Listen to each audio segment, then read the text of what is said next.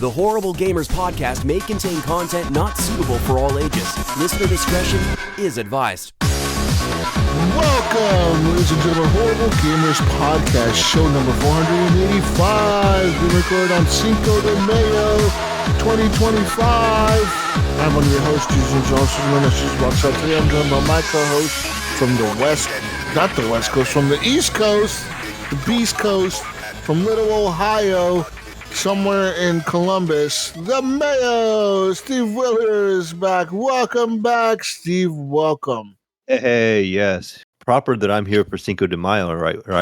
Cinco de Mayo. Yeah, Cinco de Drinko. That's right. And true East Coast. I got to go visit Normie last weekend here, and we went to New York City. Wow. Not much more East Coast than that, right? That's like super East Coast. That's like ultra East Coast. It was a good time. Yeah, that's right. Yeah. Anyways. Yeah. You know, Mayo, that people think Cinco de Mayo is Mexican Independence Day, but it really isn't. Okay. It really, you probably thought the same thing, right? You probably thought like, oh, it's just Mexican Independence Day, but it's not, dude. It's actually just a celebration of like how the Mexican army beat the shit out of the French army in the Battle of Puebla, which was on May 5th in 1862. Pretty much the French showed up, right? And they're like thinking they're going to just kick the Mexicans' ass because, like, you know, Mexico wasn't like, you know, they weren't really known for their military, right? So Napoleon showed up, right? Uh-huh. And he thought he was going to fuck Mexico up because he's like, I fucked everybody else up. Let me go across the world, the ocean here, and go fuck Mexico up and take over Mexico. And Mexico fucking whooped his ass. That French army did not fucking know what they were stepping into, bro. It's just because the Mexicans knew the terrain. They knew the desert, the fucking land. They knew how to navigate it. They knew everything about it. They knew how the defensive positions.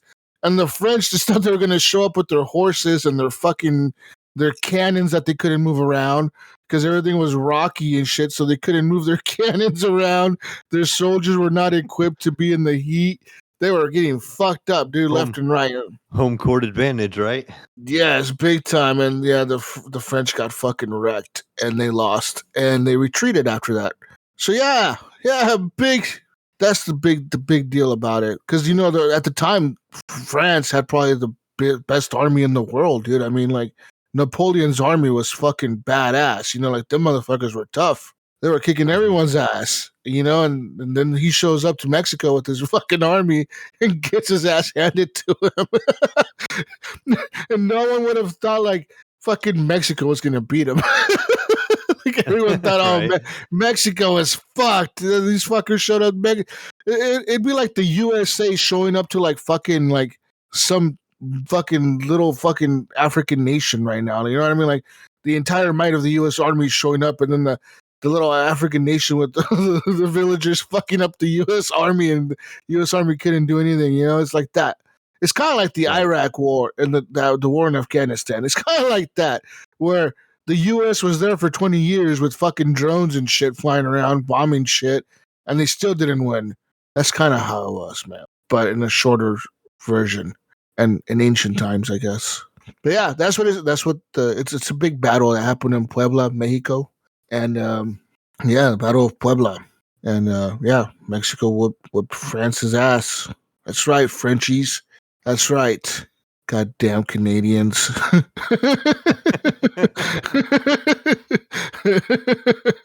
Oh shit. Even Mexico beat you, damn it. But yeah. So that's kind of cool, man. Yeah, but it's a big deal in Mexico too, because like I said, you know, it's like you got this overwhelming force of like this big fucking army coming at you, like overwhelming numbers and like well-trained military. It's not like some hobo-ass military that showed up. It's like, no, these motherfuckers had a big-ass navy, well-trained fucking like foot soldiers and cavalry and shit, and they got wrecked. But yeah, that's what happens, man. When you don't know the terrain you're invading, I guess. Napoleon should have studied up, huh? Yeah. Anyways. Welcome to the show, people. Welcome to the show. Yay. If you're French, we still love you. I'm just giving you shit. We still love you. It's cool, man. I like French bread. Okay. All right, Mayo. I like French bread. What else is bread French? is pretty good. I mean, what else?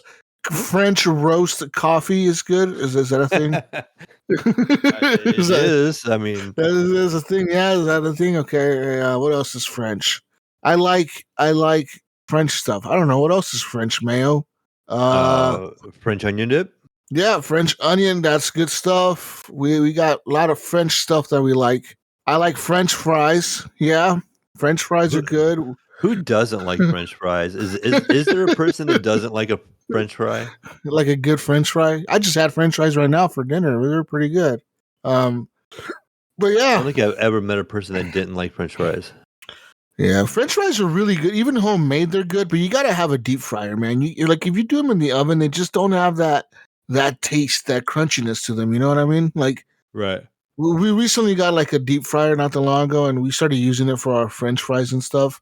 And like, it made such a big difference when we were like I even told my girlfriend, I'm like, God damn, like these fries are so good. I'm like, what did you do to these? And she's like, it's the deep fryer. I'm like, oh fuck, I forgot about that thing. I'm like, oh, that's what it is.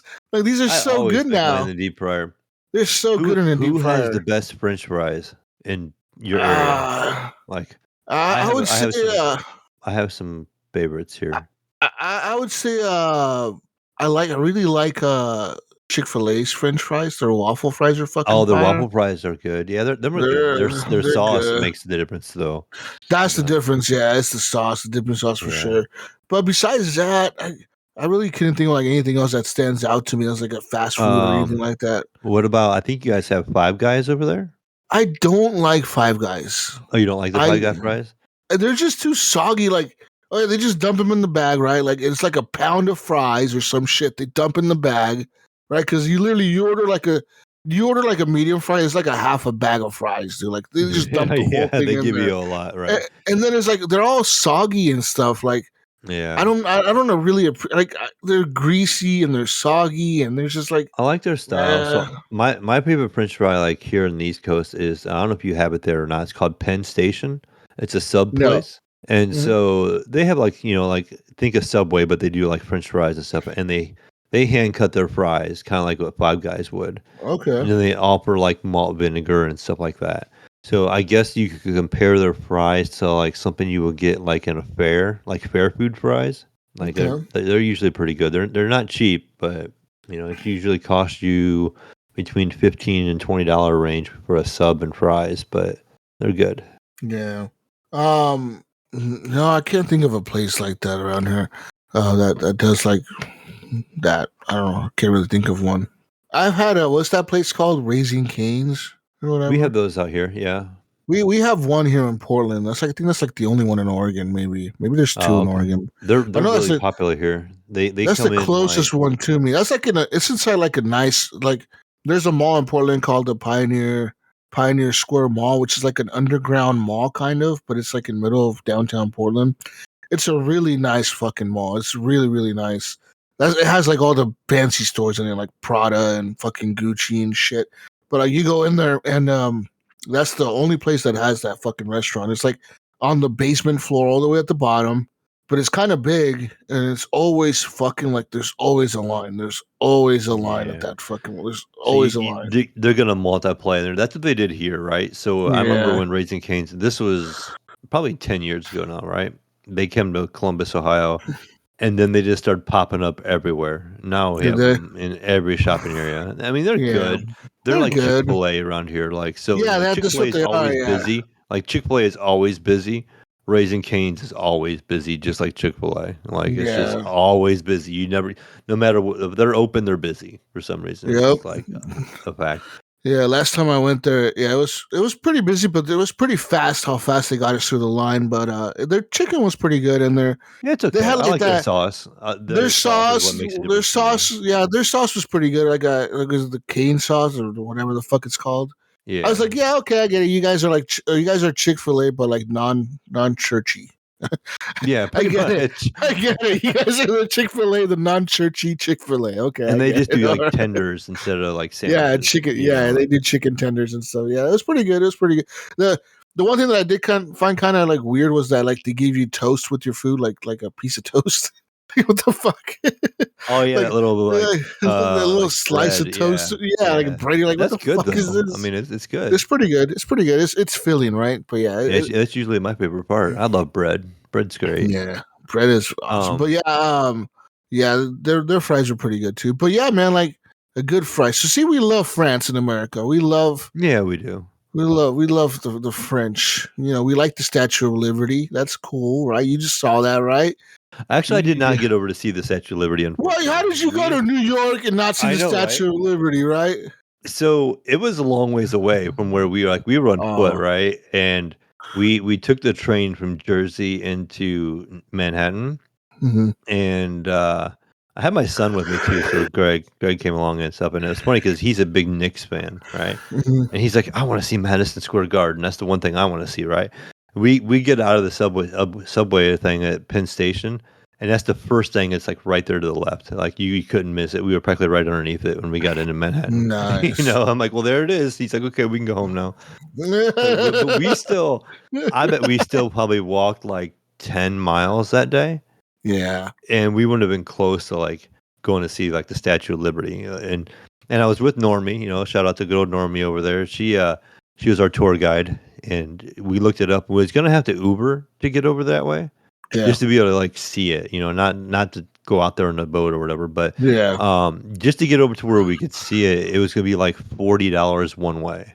So Jeez. it was like an $80 trip. And so we're like, well, how long is the walk?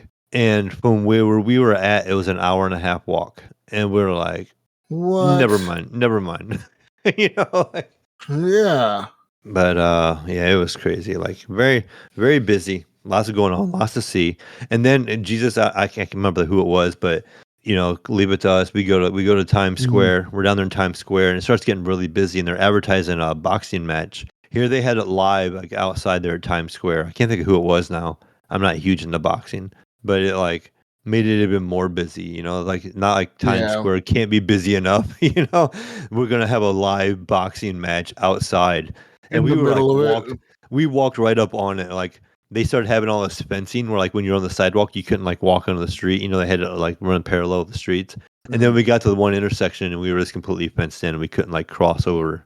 And the fight was No. right there. They had this like canvas stuff on the backside of this arena that they made so you couldn't see in.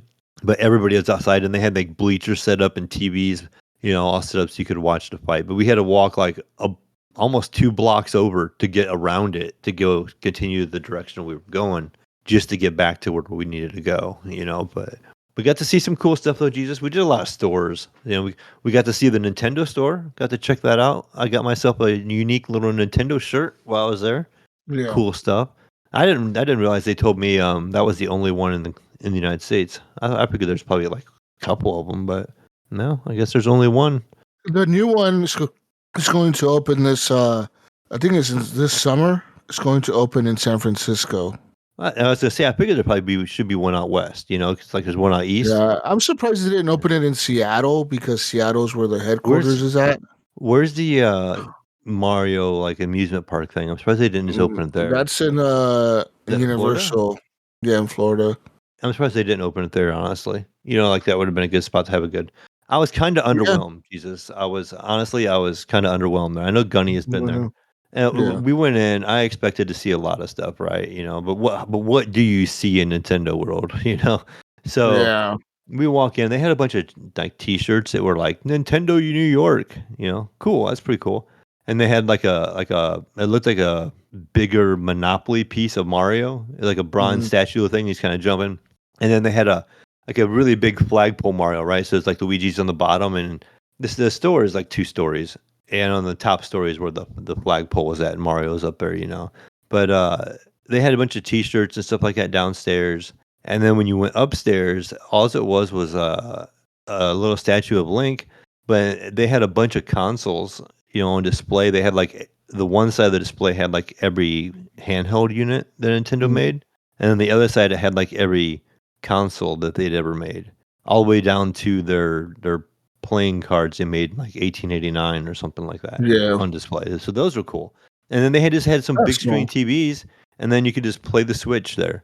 Now I Yeah, expected to see a Switch 2. I thought maybe they'd be showing off or something like that. Like yeah. get a line now, nothing like that.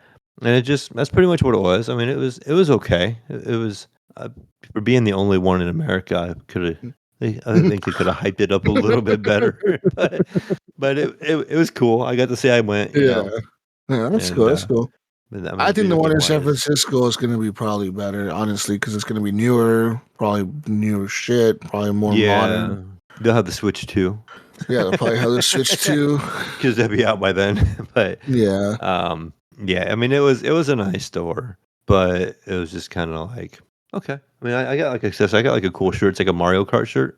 And it's like a Mario Kart racing shirt, and it's like a athletic material, but and it was expensive, of course. It was $35 for a T-shirt, but I paid for that damn. Nintendo brand. But Yeah, cool stuff. that's cool, man. I'm glad you got to go out to New York City. That's fun. Shout out to Normie. Yep, and Yeah, she wanted to try and come on and say hi tonight, but she ended up was not feeling well, so that's all good. she wanted We to tell know. everybody hi. Um, but yeah, besides that, you can follow us on Twitter at underscore horrible gamers. You can also find us on Facebook. Horrible Gamers Podcast is our page. Horrible Gamers Podcast Community is our group. And you can find us, the best place is Discord. Join the Discord. I'm gonna urge you to join the Discord because I think I'm gonna close the Facebook group, man. I don't think we need it. Yeah, I'm not sure how much Uh, activity we've had on there. So I think I'm gonna get rid of that, move everything over to Discord, and we'll leave the page up. And yeah, you can also rate and review us on Spotify, Apple Podcasts, or wherever you find your podcasts. We appreciate those. We also read the comments. We see the comments people leave on Spotify. We see the reviews that people leave on Apple. I can see it all. So yeah, if you have show feedback, you can always leave feedback at the show feedback tab on the Discord. And yeah. Anyways, let's talk about what we've been doing for the last week or so. And pretty much what I've been doing is playing a shitload of games on my Steam Deck and on my PS5 Pro and the PC. Pretty much starting off with the Steam Deck. I had to take a trip. We had to leave for a few days here last week, and took the Steam Deck with me, of course. And yeah, I was playing quite a bit of games on there. I was playing Cloudpunk. I realized I never beat that game, so I went back to it. I restarted it, started a new game, and it's a cool little game. Like I forgot like why I stopped playing it. Maybe something else caught my attention at the time. But the game is cool. The premise is cool. I like the voice acting. I remember the first time I played it. I don't remember voice acting, but maybe I'm wrong. But yeah, the music is good. It's well done. You can play it in first person or third That's person, and something even I played that game, and they didn't have that mode yet. I never went back yeah, to it, and I and like you always can kind of wanted actually to. drive the cars in first person too. Like you can drive the little car in first person. Kind of cool. But it's such a good game. I It always thought is. like the voice acting in that game was really really good.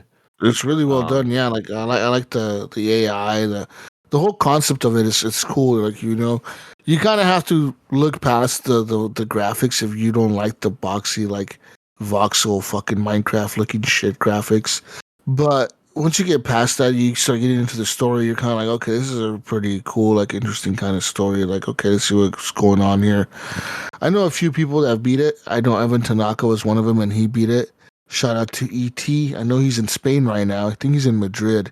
Uh, the only reason I know this, man, was because on Instagram I saw him post photos with his fiance, and they're like in fucking Madrid, Spain, living it up over there. It wow. looked nice. It looked really nice. Yeah. That he took all these like fancy photos. I'm like, God damn, ET's living the high life right now, up in Spain. So yeah, but yeah, yeah. So I know a few people that have beaten it. He's one of them, and I know somebody else in the community beat it. I don't know if it was Bill Gardner or somebody else. Um, but yeah, I look forward to playing more of it. I think I'm gonna play it on my Steam Deck because it's easy to focus on there when I'm playing it. I have no distractions. I don't want to launch something else. I haven't gone back to AC Shadows. I don't know why. I just kind of like stopped playing it and haven't gone back. Even though I really should go back to beat it, I'm probably a quarter of the way through the story at this point, if not more. But I need to get back to that game to beat it. I want to beat it before the year ends, and then especially because all these other games are gonna start coming out soon, and I'm gonna be all into them. So I'm like, fuck, not enough time, Mayo. We got what Doom right around the corner. Are you a Doom fan? No, but I am gonna play this one because it's on Game Pass. So I have Game Pass. I'm gonna play it on that, and then I'm gonna play next week. The Precinct is out. That's that game that was like a top down. Remember that cop game where you're just kind of like isometric type view. So that's finally out and gonna be out on 1.0. Nice. On Tuesday coming out. So coming out next Tuesday, not tomorrow, but the next week or whatever. So I'm playing that next week. Really looking forward to that game because that game I really enjoyed. That demo was cool. That. Yeah. So I really look forward to that. I don't wonder what the price is going to be for it. You know, like that's. I want to guess. I want to guess and say 40. I want to say 39. I'm with you there. I think it's going to be a $40 game. No, I wonder if they're going to 29 or 39. I hope it's 29, but I think it's going to be 39. Yeah, I feel like too. Just because of the hype around it. I think they know they got a little bit of hype going on around it because the demo was so well received. But yeah, I look forward to playing that. And then, we have, Death Stranding around the corner next month, and oh yeah, I forgot. That's like right on my birthday. That's gonna be like Mayo surgery time when I'm sitting around the house with nothing to do. There you go. Death Stranding is what you're gonna do. Yep. But yeah, so besides all that, I did play a little bit more Helldivers. The war is still going on against the stupid fucking robots and the bugs, and then the fucking Illuminate or whatever, the new bad guys that came out not that long ago. So yeah, there's like a big battle going on some planets that we're trying to push them back. Still quite a bit of players playing that game. I'm surprised that game still has not released on Xbox. I'm surprised Sony hasn't thought about that. I wonder what the decision is what's going on in their heads right now that's not letting them publish that game on Xbox. Like, that game should be on everything at this point. You know what I mean? Like, it should be on Xbox, PC, and PS5. But it's only on PS5 and PC, and it's really a bizarre choice to me. It's like, wait a minute. So you have Xbox playing friendly, but I mean, I get it. Xbox is losing in terms of hardware sales, right? So you got Xbox putting all their games on your shit, but you're not willing to put this on theirs? Like, that's kind of a weird. Just like Sony's like, no, we're not going to do that. We'll let them put their stuff on our stuff, but we're not putting our stuff on theirs. Fuck you guys, It's kind of a weird. To me, it's a weird decision. Why they don't want to do that? So I don't know. They should though, because I think they were getting a lot of players if they did that. But yeah, so there's that. Played some more Call of Duty. There's a new map out. I forget what it's called. There's a few new maps out. There's 2 of them out. They're pretty cool maps. Kind of gave me like, they're pretty cool maps. I like them. Yeah, I played on those. What else? The fuck else did I play? And oh yeah, I played some more of that the Northland game. Northland. Norland. Yes, Norland. Yeah, not Northland. Is Norland. Yeah, that's Canada. I played some more of that. Yeah, that's fucking Canadians. But yeah, I played some more of that, and that game recently got a huge patch. They recently put everything that was in beta into the main game. So now if you're playing the public version of the game, you don't have to play beta anymore. You get all the upgrades that they did to the beta, which is the graphic upgrades. They did enhancements on the graphics, so they did that. That's kind of a big change. And they also did like a bunch of new, added whole new mechanics to the game, where you can now build walls around your city, like your settlement or whatever. You can build walls and towers with archers, and you can build you can have bodyguards assigned to your people now, and what else? Just a bunch of other sneak attacks. An enemy can just attack you randomly. Like they don't have to declare war on you. They could just surprise attack you. They could just be like, "Hey, fuck you. We don't like you. We're gonna send an army against your city right now." And it's like, boom, you got 8 hours before this army reaches your city. You got to get your soldiers ready. And that's kind of fucked up because if you don't have a big army, like me, I didn't have a big enough army. I had maybe 25 soldiers in my military. And these fuckers are sending like 50 people against me. And not just 50 people, Mayo. They're sending like 50 well-armed and well-equipped with like heavy armor, fucking shields, archers. They got swordsmen. They got fucking pikemen. They got all kinds of like weapons and shit. And my guys have like fucking clubs and like no armor. like my guys are like a hobo army compared to these guys. Yeah, like these guys are gonna come and fuck us up. Yeah, so like there's that. So they added that, like sneak attacks. They also added this thing called the ragged people, and the ragged people every so often they'll just show up around the border of your city, and they'll be like, "Hey, one of our scouts spotted the ragged people near our town, near our settlement." And it's like, oh fuck! So then, like, you got to get your soldiers ready because you know they're gonna attack. And sure enough, like a day later, like right away, they'll attack. And the ragged people aren't really strong, but they'll have like 16 people in their like group, and they'll split up into 2 groups or 3 groups, and they'll start attacking like they'll attack your village at random, or they'll attack like your library and your town hall and like all that shit. So they'll start burning stuff down. And if you don't have a military to fight those guys, you're kind of screwed. So those guys show up quite often.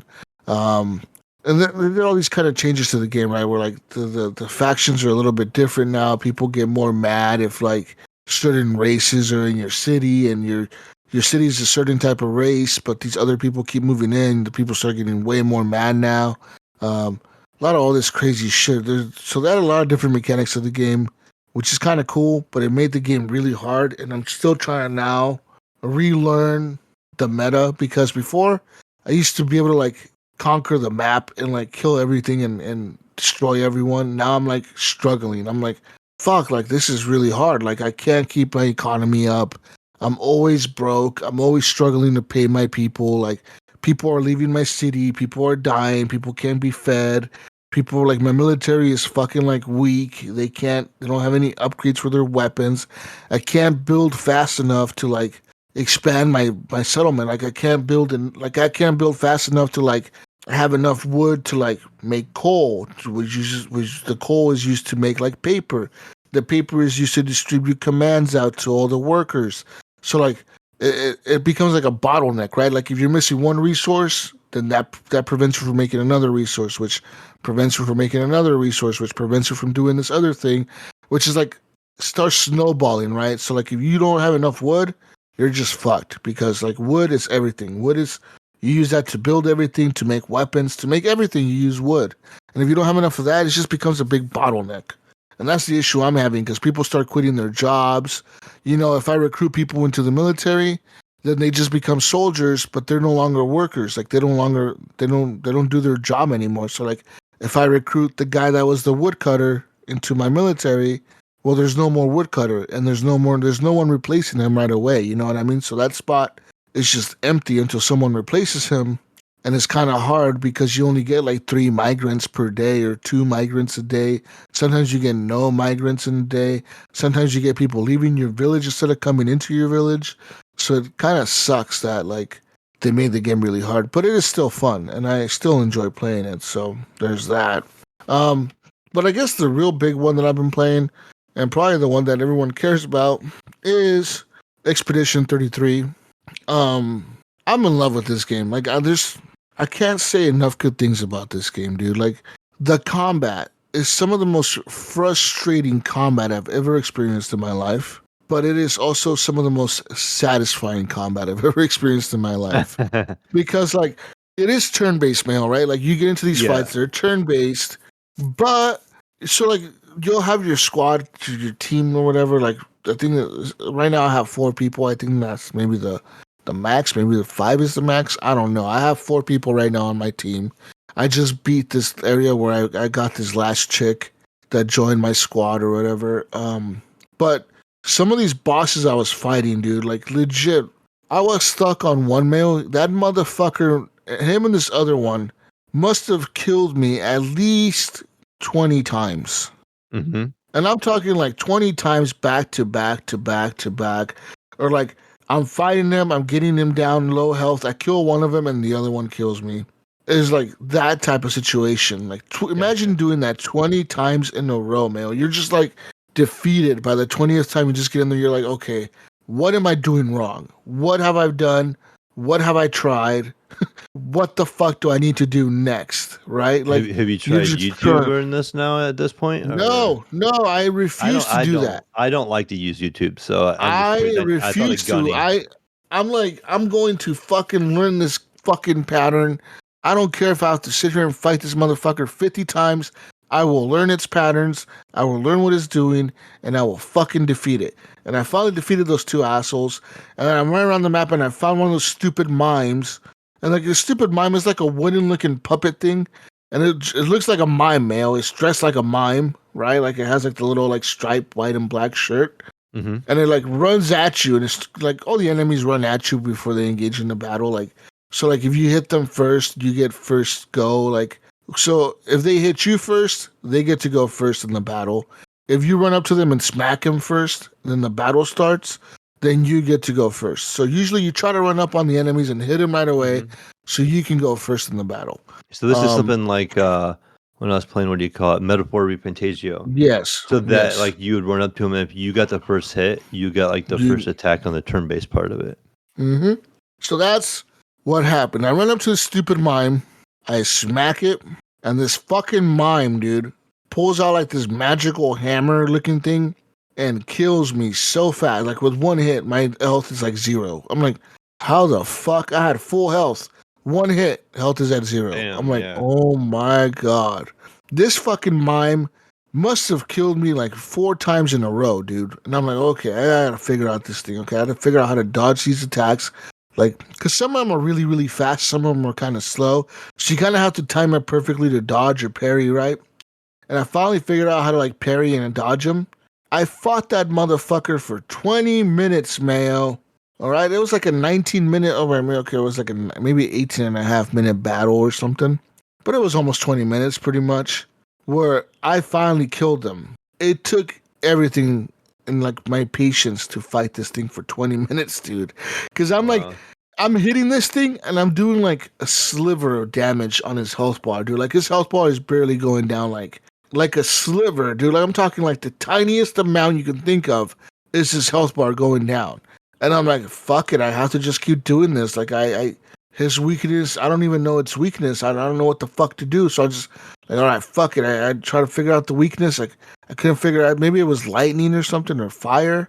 And I was trying to do it, and then I was like, all right, fuck it. I guess we're not doing that much damage. So I guess we're just gonna have to fight this thing till we dodge all its attacks, you know. Death by 1,000 paper cuts, right? And that's exactly what it was, because I finally beat him, and I felt so satisfied. I'm like, God damn, yes, I finally beat this thing. Yes, I felt so good. And all I got was a stupid outfit for one of my characters. That's all it This was. game. Was some outfit.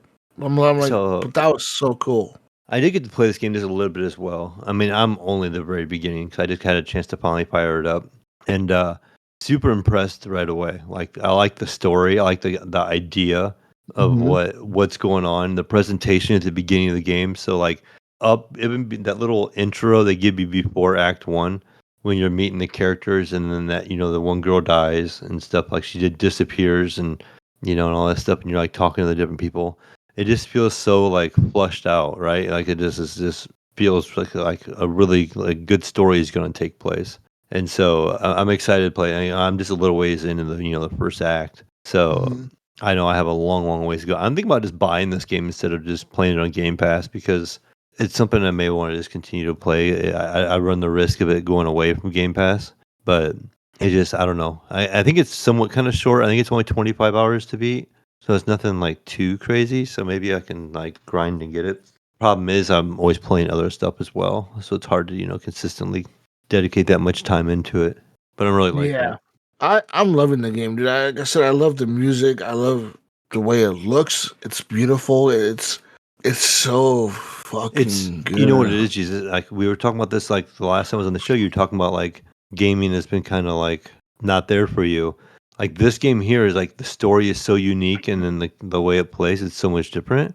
It kind of makes you want to play. Like I was, like I said, the story to me, I was right away. I was involved. I'm like, oh, this is cool. Yeah, This is me like too, right that. away. Yeah. And being on Game Pass is awesome because it's kind of like that single player game. You're like, oh yeah, like it's not going to be for everybody, but I feel like a lot of people would like this game, Yeah. and and Xbox has kind of had a couple good ones here lately. South of Midnight was another one. They that game was pretty cool. It had some really good music, and the art style was pretty unique. But I should try that next.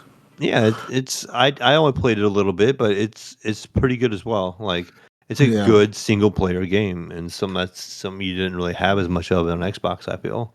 Yeah. And so they're kind of now they're on Game Pass, so it's like a good. You got Indiana Jones, and now you got South of Midnight, and then of course I don't think the Expedition 33 is owned by Microsoft or thing, is it? No. No. It just happened to be on Game Pass. Yeah.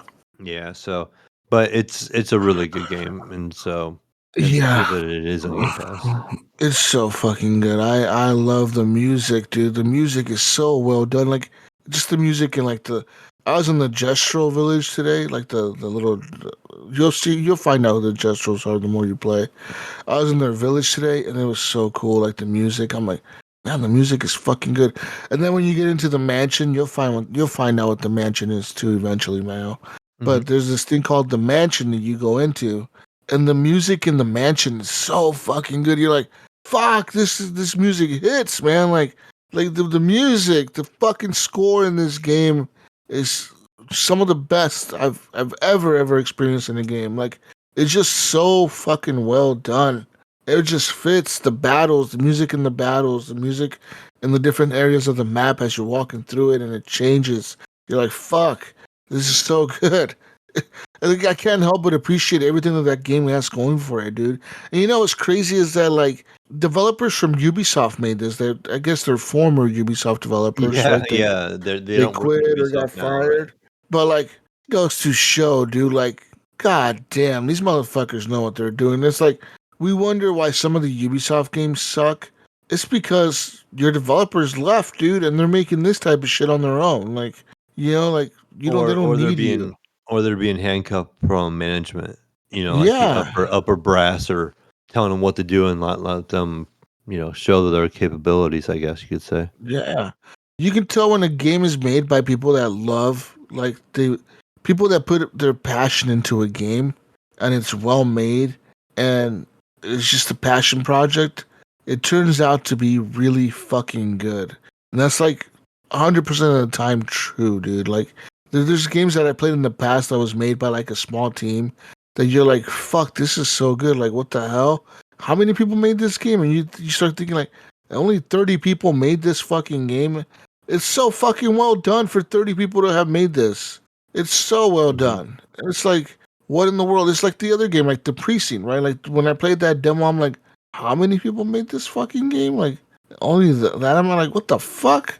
Like they have like a small ass team, like 15 people working on the game or something. Like you're like, that's fucking crazy. Like they made this with that many people. Like you know, like, you start wondering like what could they make if they had like a huge team of talented people like this with no restrictions, And that people always criticize like they always talk about how great some companies are at games, right? Like Rockstar, right? Mhm. Rockstar wouldn't be as good as it is if they were handcuffed by 2K. You know Yeah. what I mean? Because 2K literally gives Rockstar pretty much an unlimited budget and unlimited time. Because they just announced a delay for GTA 6 till next year, right? But think of another company that would have a $2 billion budget for a game. Any other name a company. I could name one. I don't Yeah. even think I don't even think Microsoft would give Bethesda a $2 billion budget for the next Skyrim or the next fucking Elder Scrolls. I don't think they would. I think Microsoft would be like, no, that's way too much. Like you're asking way too much. Like uh, oh yeah, we need $2 billion and like unlimited time. Like give us like 15 years. They're gonna be like, fuck you. Like ain't no way. You know what I mean? Like GTA what? GTA 5 released in like 2013 or 2012. It's fucking 2025, dude. It's been like 12 fucking years. 12, 13 years now or whatever. Like in between the last GTA and this GTA. The time between GTA 4 and GTA 5 was like 5 years. That's it. And now the time between GTA 5 to this one is like insane, like 13 years or whatever. And like In that same amount of time, they only released Red Dead Redemption 2, which is another game that took forever to come out. It's like when you give a developer enough time and just no restraints, they could come out with some amazing shit. That's why I don't think I think GTA 6 is gonna be fucking incredible. I think it's gonna be it will. the game of the decade, probably, if anything. Because they have unlimited budget and unlimited restraints. There's no one telling them, "Oh, you can't do this, you can't do that. You only got this much budget. You got to release it in this time frame." I think we need more of that. I think we need more like liberty in gaming, but it ain't gonna happen. I was actually just going through YouTube today, Jesus, and maybe you would know this. I've only played a little bit of Red Dead 2. I just seen a thumbnail and they were showing, I guess, like if you kill a person in that game, like the body will decay over time. Yeah. And it showed like the shot, it was a couple of thumbnails and it showed like the before and the middle and the after, and it showed like just a pile of bones laying there. I'm like, oh, that's kind of cool. It was a whole YouTube video of little things in the game that you didn't know, and I didn't watch it yet. But that happens with like carcasses too, with like animals. Like you shoot an animal and you leave it there, it'll do the same thing. It'll decompose. Well, that's pretty cool. Also, how many games do that? Or like if you kill like say you kill a person and you throw them in a pig pen, the pigs will eat them. Yeah, like that's fucking crazy. But yeah, it happens. Like one time there was this farmer that was like a pig farmer. I fucking killed him and I threw him I threw him in the pig pen, and the fucking pigs ate him, dude. Like the pigs just like they kind of like walked around for a little bit, and they started chewing on him, and you could see them chewing on him, and you're like, oh, what the fuck? Wow. What the hell's going on? Yeah, it's trippy, but yeah, like that game is crazy in detail. Like exactly my point. Like when you give developers enough time and enough money and time and freedom to do what they want to do, they can come out with some really cool shit, man. Problem is a lot of these devs don't do that. At least publishers don't do it. And these devs are constrained by the rules, man. They're constrained by the budgets, their time, the rules. And it sucks. And we get some pretty crappy games because of it. And now we're going to get $80 games because of it too, which is another topic we're going to talk about later. But yeah, besides all that, I love Expedition 33, and I highly recommend anyone who hasn't played this to give it a shot. Do not be scared away by the people talking about the turn-based combat. Let me tell you something, Mill. When you're in the combat, it becomes so like a rhythm. Like they call it in the game. They call it dancing. Like I think sometimes they call it dancing, because it is like a dance. Because you're like you got the music playing. You kind of like in a rhythm of like, okay, you're gonna know what this guy's gonna do. You know how they're gonna attack. You know how to parry. You know how to dodge. Once you figure all the timing down of everything, it just like works. You're just like, oh fuck, this is just clicked.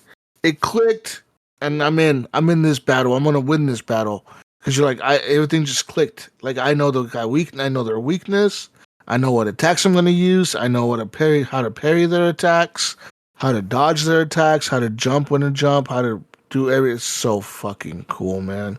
I love the world, the bad guys. Everything's cool in this game. The bad guys, the characters.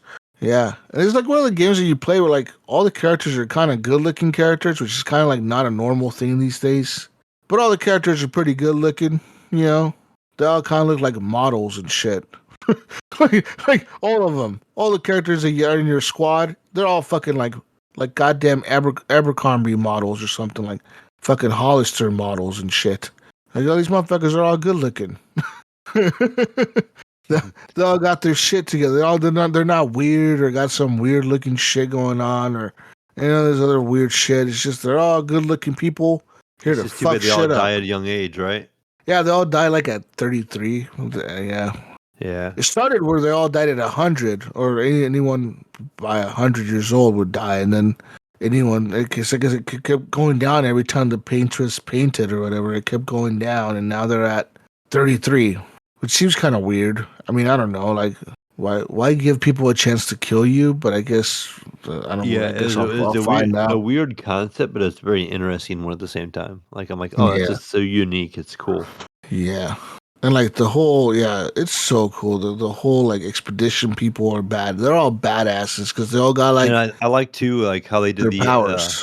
the expedition people are ones that were going to die the next year.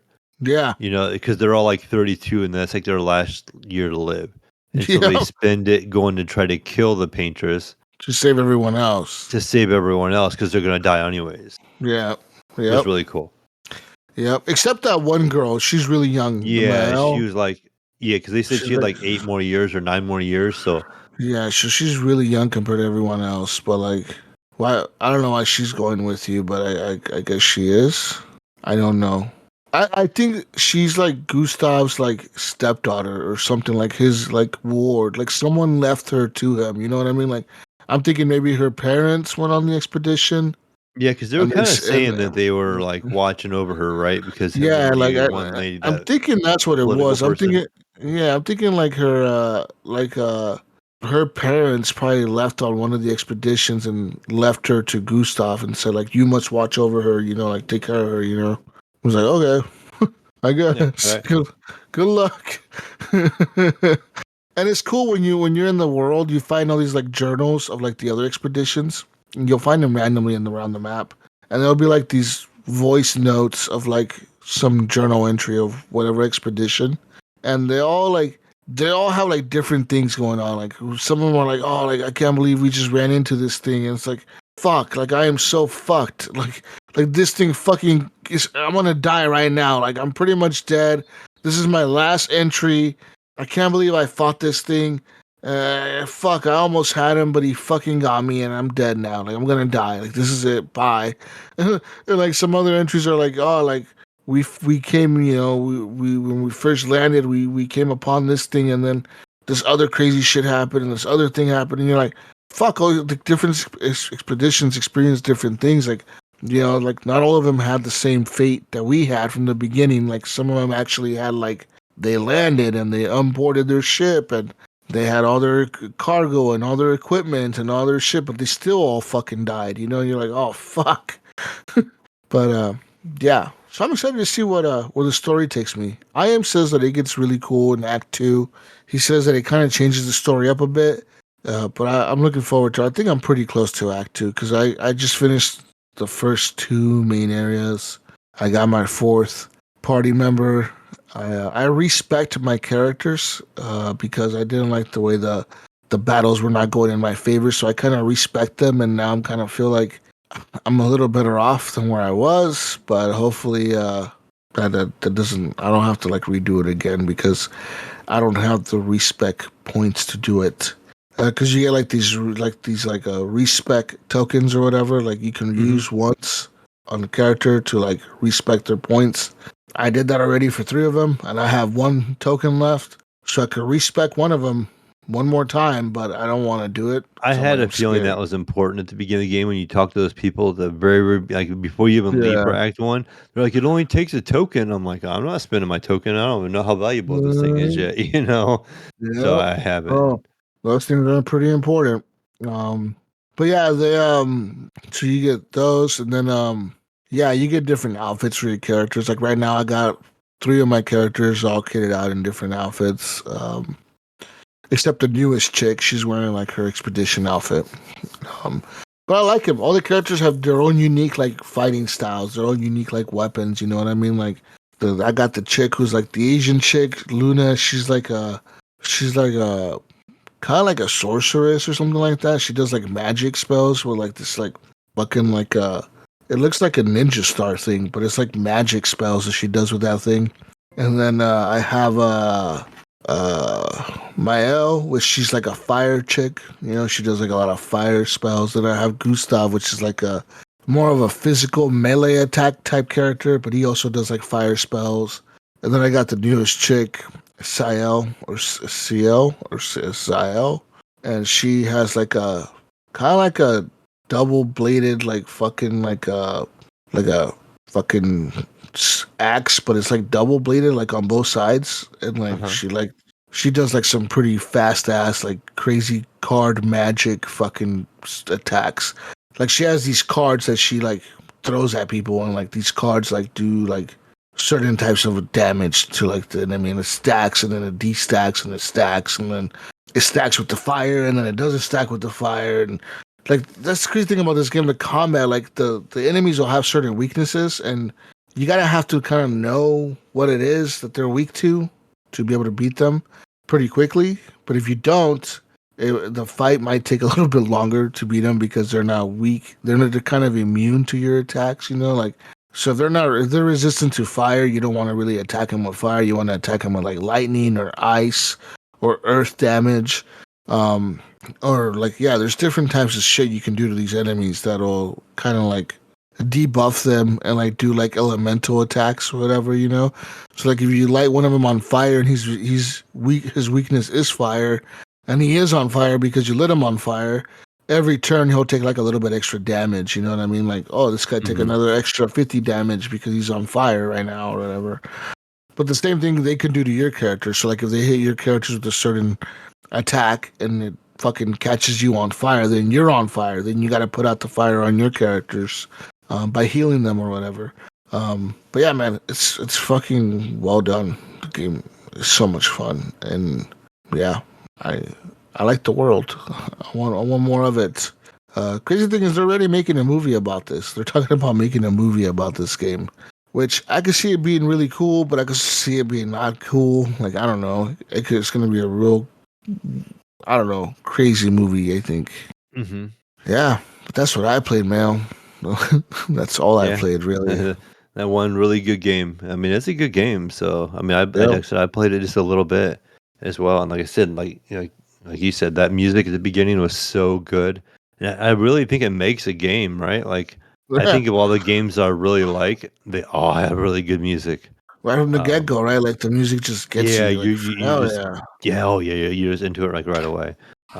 It kind of led to me like at least something I started playing again on my PC. Jesus is for some reason had been watching Assassin's Creed, right, and so I've been getting that urge to want to play Ghost of Tsushima again, and I end up buying that on PC and playing that on the OLED in my room, and that game just again it looks so good on the PS5 when I played it and stuff, and playing it on the PC on the OLED or like on max settings and everything and at a higher frame rate, that combat in that game is so good. In the same way, like the cutscenes are so like intense, and that game is so like it pulls you on the like on the emotional side of things and stuff, and you can just feel like the quality in that game. Like they put so much work in that game, and that combat is just I forgot how smooth that combat was. Like I played it, and I'm like, oh my gosh, just fighting regular people, you just feel so good, just slaughtering the people in the villages. You're going through and you're fighting them enemies, and you're just cutting your way through them. And I was like, oh, this game is so good and so fluid. And so I want to go through and try to beat it before the second one comes out because that's something I'm very excited about playing. So I'm like, I can't wait for that. Another game I've been playing, I kind of went back and was playing. I played some Split Fiction with Nico last week. Not a whole lot to talk about new about there. Like Nico really enjoyed it, so it was all new to him. So I had him download the friend pass. The beauty of this game, and then so we did the whole intro, kind of like the intro I did with you, Jesus, and played through that for the 20th time now. But he really liked it. He's like, "Oh, this game is really good." He goes, "I really enjoy it. It's pretty fun." And it's just nice because it's casual. You can die unlimited times, and you just kind of keep going. There's some neat things and stuff like in that game. There is another game. I forgot the name. I gotta pull it up on Steam now. Jesus, this game is an interesting game. This is the game that you may Aaron Shore. Jesus. So this game, you talk about like being lonely in the PC world, right? This game is a single player MMO. It's kind of a nod to it was a nod to like can't think of the name right now. It's gonna evade me. It's like an old MMO, like really old RuneScape. Oh yeah. So it's kind of like a nod to RuneScape, right? So it's an old school graphics. But what's unique about this game, Jesus, is it's single player, but it's an MMO. So when you play the game, all the other people in the game you're interacting with are AI, and they're acting like real people. Like you'll be going through your game, and you'll have like global chat, and it's all AI just talking in there. and then you can have party chat. Like you can create a party with AI players out of global. Be like, hey, I'm gonna do a dungeon run. I need some people. I need a tank and I need this and that. And then and you can like they'll like, hey, I'll play, I'll join, or whatever. They'll join you, and you do a mission with them, and they'll even like direct like whisper you as you're going through, like keeping your conversation private so the other people don't hear it. Like, oh, I don't like this guy or something like that. Talk about somebody else in the party or something. Yeah. And the one time, you can go through and like you can like disband your party. You're like, okay, I'm not playing with you guys anymore, and they can get mad at you. So you try to play with them later on, and the AI people are like, no, dude, remember that time we were playing together and you like kicked me out? No, we're enemies now. We're not playing together. So it's kind of funny. So it's like this like MMO, but it's actually AI, but it's acting like real people. And so kind of an interesting concept in a game. Nothing great graphically or nothing like that, but it's just something that's kind of funny and unique, like playing this massive multiplayer online game, but you're playing it as a single player game with That's AI. funny. So That's the future, though, man. I'm telling you, like right. AI. That's what they're using it for. That's what it's gonna be used in the future, like this, where like they're already doing it with PUBG and certain games. Hmm. Like you can have an AI partner. You don't need a real person. You don't need a real player. You just have an AI computer thing follow you around and do things with you. Right. So it's unique. It's another thing. Like I said, it's just something that's new and something kind of creative. And if you wanted to play an MMO and you didn't really want to jump in and be like, I don't know what I'm doing kind of thing, or you wanted to feel one out, and I guess you can play with AI. Maybe it's still going to yell at you. I don't know. maybe the AI would be like, go away. You don't know what you're doing, kind of thing. I But mean, think of like big MMOs that have died out would come back with AI, and they mhm. just say, "Hey, we're bringing this MMO back. You know, you can play it, but it's all AI." A lot of people, I think, would play those MMOs, like old school Probably, ones. A lot of yeah. them, I think, would like ones that have been shut down that someone really loved. They're like, "I really love that MMO. I wish it would come back." And then boom, hey, yeah, we're bringing it back exactly how you remember it. You start off at level 1 or whatever, or level 0, and then everyone in the game is like AI, but you can play with them, and everyone's in there. Like, I think that's like a thing. Like, you people, these companies could really make a lot of fucking money if they did like something like that, dude. Like brought back these old games with AI. Because Exactly. even if they don't have the interest of that many players to be able to run an MMO, they don't need that many servers. Like if it's a single player game, you just fucking download it and have an AI run the shit in the background. I think they wouldn't This need that game many does. servers. This game does have a free demo, Jesus, on Steam. So All if right. you want to check it out, at least check out the demo. Get on Yeah. there and mess with the AI a little bit. It's called Aaron Shore, ERENSHOR, and it's a $20 game, but could be a lot of content for $20. Like I said, very simple graphics. Very simple graphics, Yeah. but it could just be fun messing with the I, AI and I stuff. agree. And then after that, pretty much the only things that I've been playing after that, on my PS5 in the living room, I've been playing still a lot of Gran Turismo and getting further and further into that game. Like I've now kind of learned how to do like the higher end races, and I'm to a point now where I'm doing the weekly challenges. So they have like these races that come out every week, and you get rewards for completing like one of them, or you get a reward for completing three of them. Then you get another reward for completing all five. So I've been going through and trying to complete all five of those every week now. And it's usually like money or a special car or something like that. And the more I'm diving deep into this game now, so it's like they have like special cars that will pop up here and there. You can't just buy it anytime. You can't just go buy a used version of this car, and it's not even in the new shop. So there's cars in the game you can't just get all the time. You have to wait for them to come up at the special Haggerty shop, and so you got to Yeah. kind of wait and watch, or you can try to win them. But that makes it fun if you're trying to collect all the cars, like these certain cars. And there's different cars in that game that you can only get, like you can unlock. You get these like tickets, right? And it'll be like a 6-star ticket, and it'll be like good items, and it'll be like 5 items, and it'll spin, and it'll land on an item, and that's what you get. One of the things you can get is a ticket to be able to purchase a special car from a manufacturer. Like I've gotten one from Lamborghini twice. And when you go to the Lamborghini shop new, there's a car in there you can't just normally buy, but you have to have an invite ticket to get it. So that, but then the invite ticket is only lasts for like 2 weeks. So you only have a 2 week window to get this car, and after that it's gone. So it's kind of neat. You're trying to like make the money real quick to buy because it's always a really expensive car too. It's not like some cheap car. So you're like frantically trying to get the money together to to buy this car, and so before you lose the opportunity to buy it. But I mean, pretty much that's pretty much all I've been playing. We just got back from that trip, and like I said, from New York. So the whole last weekend was me out and about in the real world. So didn't really get to game a whole lot this last weekend. Yeah, okay. Well, Mayo, do you know what time it is? Is it news time? It's news time. Beep, beep, beep, beep, beep, beep. All right. Gotta cover Gunny over here. Let's talk about the big news, Mayo. The big elephant in the room. The big one. What would that big news be? What do you? I mean, there's just something that happened this week that it just pissed a lot of people off. I think that is Xbox news. That's right. Xbox news is here. So, Xbox announced a price increase across their hardware and software. That's right, Mayo. So, if you didn't know, effective May 1st, so 2 days ago, 4 days ago, 3 days ago, I don't fucking know, 4 days ago now, Microsoft announced a price increase across all their hardware and software moving forward. So, the new prices, Mayo, which is crazy to me.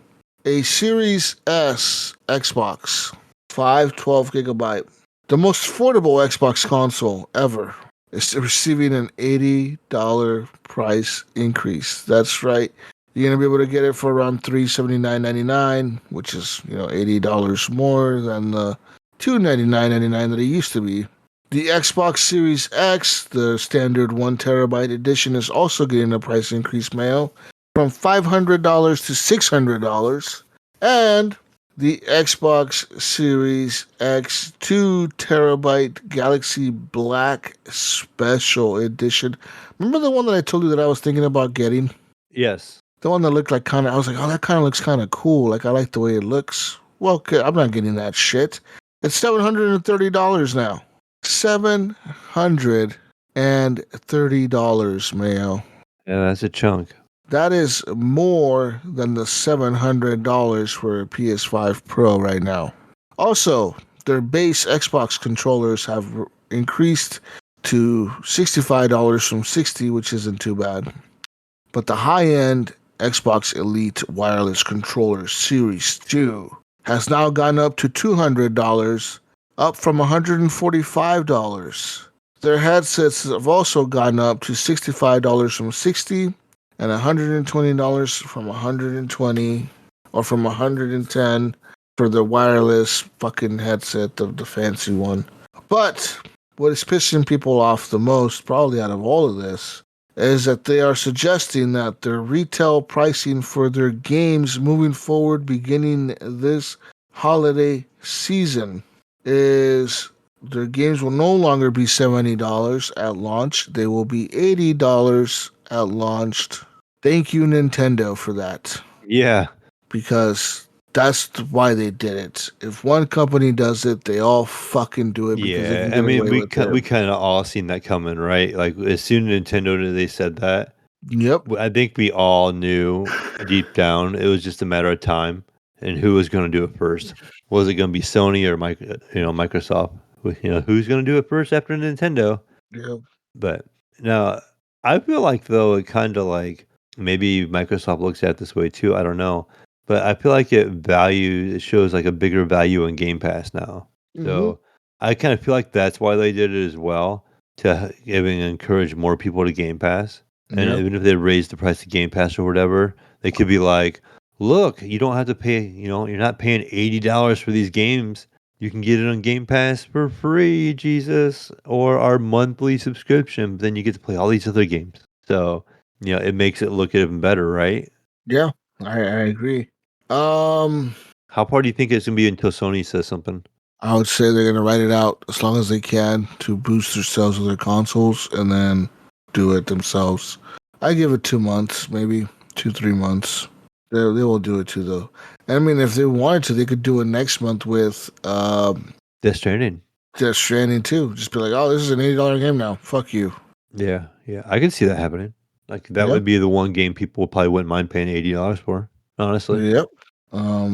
But yeah, to me, to think that you can buy a PS5 Pro, a new hardware, better hardware than what the PS5 is, for cheaper than a 5-year-old Xbox that they're trying to hike up to 730, it's fucking crazy to me, dude.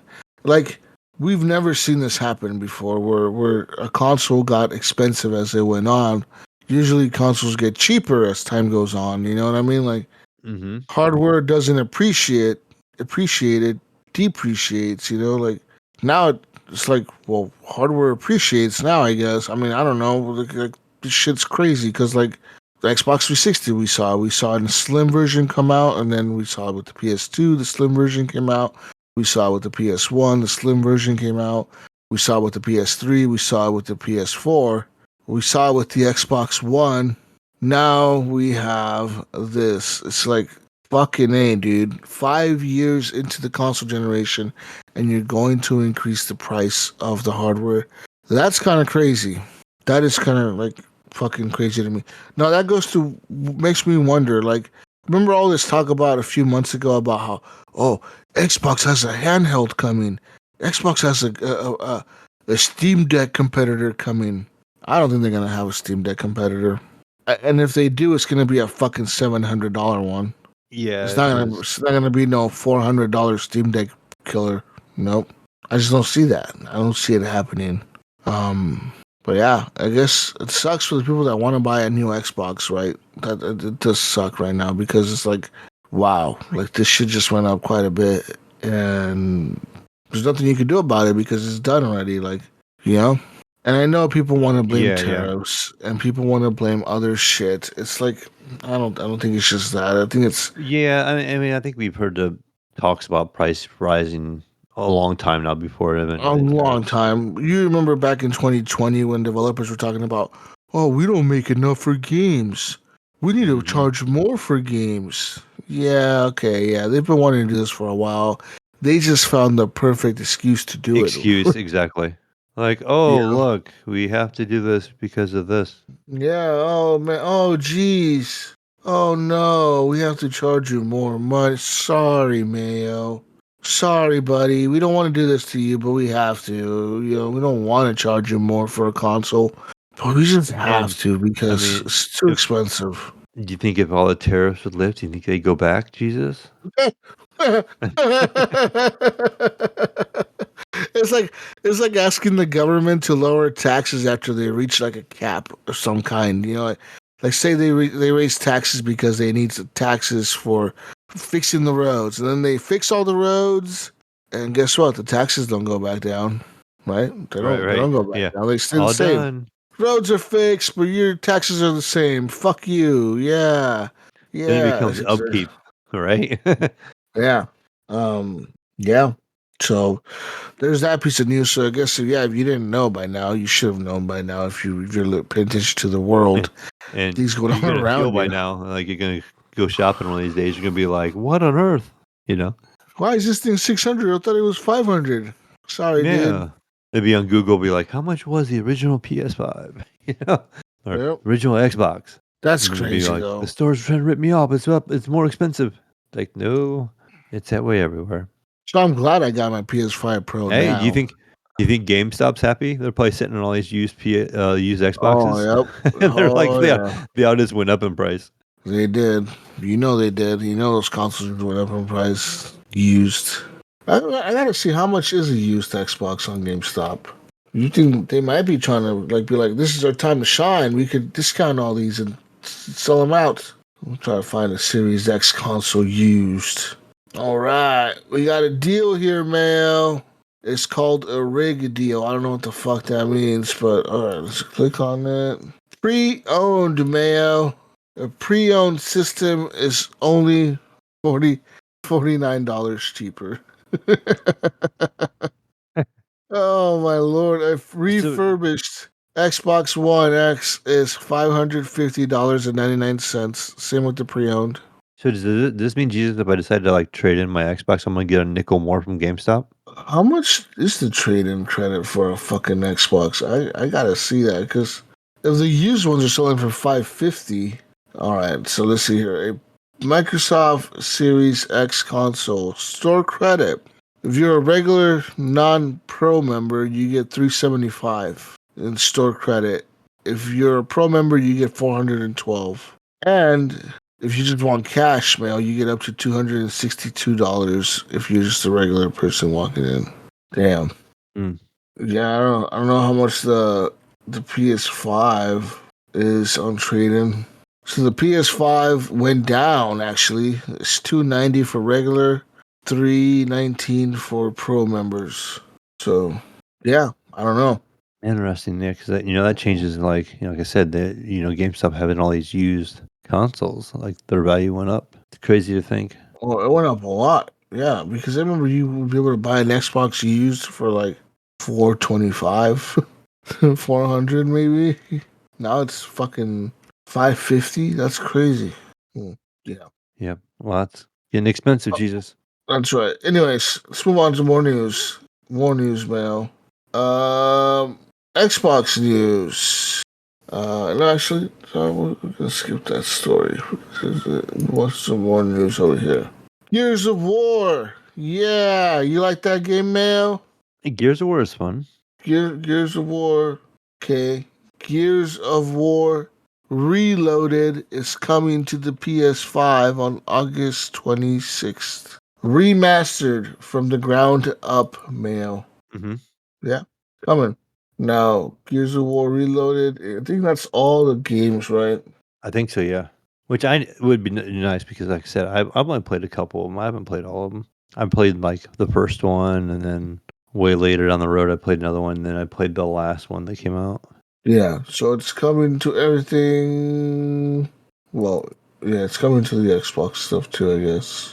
So yeah, it's coming to Xbox Series X and S and PlayStation and PC for $39.99. That's right. All right, this is featuring 4K resolution, Mayo. Okay, 120 frames per second support and the ultimate multiplayer experience with cross progression and cross play across all platforms, Mayo. Wow, that's kind of cool. So you can Mm-hmm. play on your PlayStation, your Xbox, and your PC and get cross progression. It says here the game is going to have the full breadth of content from the Gears of War Ultimate Edition. Players will gain immediate access to all post-launch downloadable content at no additional cost, including a bonus campaign act and all multiplayer maps and modes, and a full roster of classic characters and cosmetics unlockable through progression. All right. And if you already own the Ultimate Edition ahead of Monday's announcement at 12 p.m. Eastern this morning, you will get a free upgrade for it. So yeah, you get a free version of the Reloaded remastered shit if you already own the copy of it. Kind of cool, right? Kind of cool. Yeah. Yeah. Do you like Gears of War, man? I You do played it. like the. I've only played a couple of them, but I did enjoy them. What else do we have for news? More news. I don't know. I don't know, man. Trying to look for more news. Nothing's popping out at me, man. Nothing. Whatever.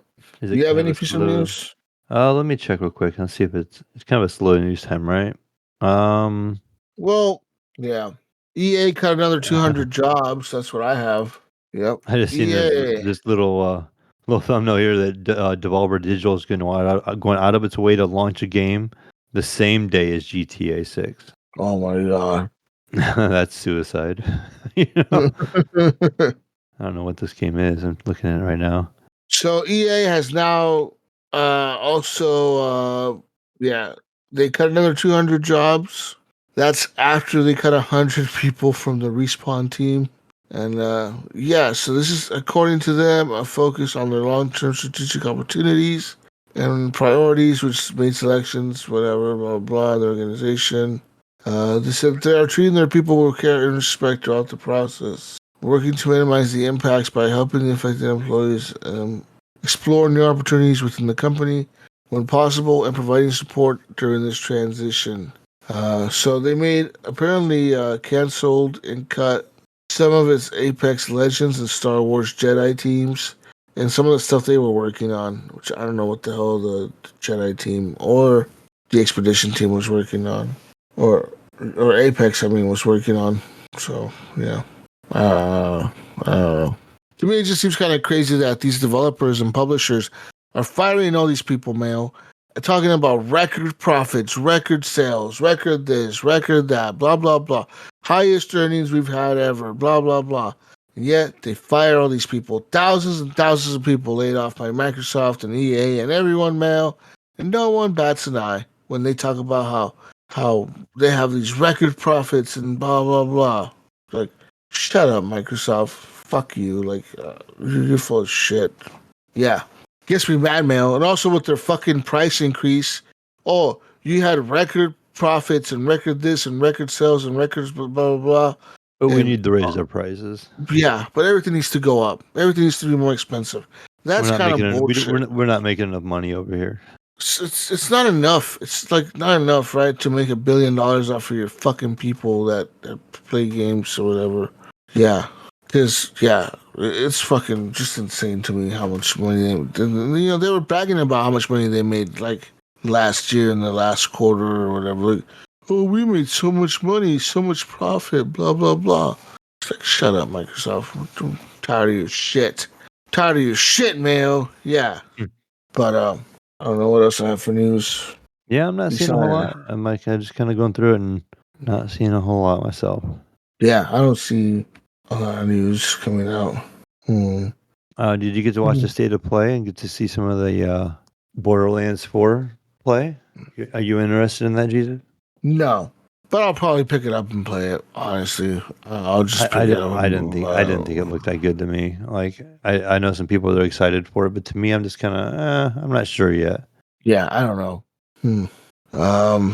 But yeah, apparently Oblivion is selling really good. Oh, who would have thought a game that's $50 is selling really good?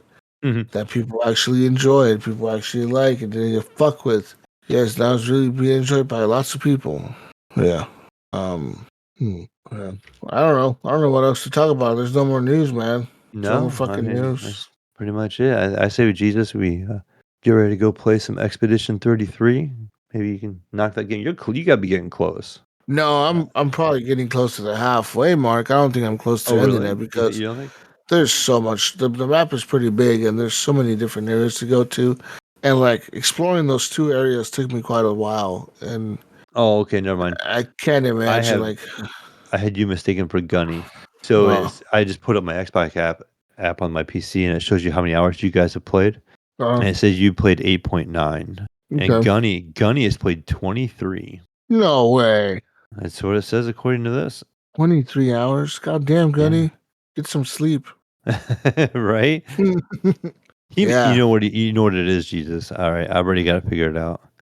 He's just letting it run in the background. Yeah. Because the gamer score or whatever it is, like out of 1,000, you have him beat by 100. Like you have 110, he's got 10. Exactly what it is. Yeah, and he's got one. He's got 1 trophy, and you have 11. So yeah, he's just living in the background. Never mind. Fucking what a poser, Gunny. What a poser. Yeah, I had the same amount as Gunny. Like I have 10 and 1 trophy, and I got 1% of the achievements. Wow. And I did it in 1.6 hours. Oh. So yeah, go play some more of that, man. Really enjoy it. I am tomorrow after work. But yeah, I'm gonna check some more of it out, and that's all we have for news and stuff, people. There's no more news. We're gonna play some more Expedition 33 and get out of here. You can find Gunny on everything that's Gunny Chief. Find him on the Discord. Find me, I guess, everywhere as Jesus Walks a Lot. And let's play games. And we need to do a community night, man, on a Saturday. Yes, we do. Get together and I don't know, do community shit like games and stuff. Yeah, well, let's get one set up. I know you said something about Saturdays work for you, so yeah, So let's do that. And yeah. Anyways, you can find me on everything as Jesus Walks a Lot. Find me on the Discord. Join the Discord. Discord links in the show notes. If not, just figure it out. Message us or something, and we'll get you in the Discord.